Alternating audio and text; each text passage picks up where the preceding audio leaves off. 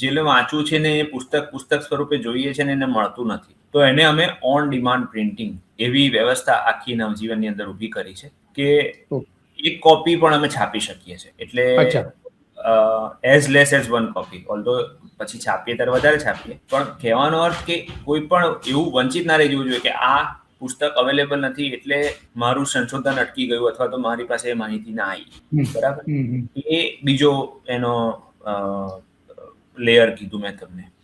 ત્રીજું એવું કીધું કે અહીંયા નવજીવનની અંદર અલગ અલગ વેન્યુઝ અમે ઓપન કર્યા છે. એક હૃદયકુંજ કરીને, હૃદયકુંજ જે ગાંધીજીનું ઘર છે સાબરમતી આશ્રમમાં, એવું જ નાનું હૃદયકુંજ અમે અહીંયા નવજીવનમાં પુસ્તકોનું વેચાણ કેન્દ્ર બનાવ્યું છે, જ્યાં લોકો આવી શકે.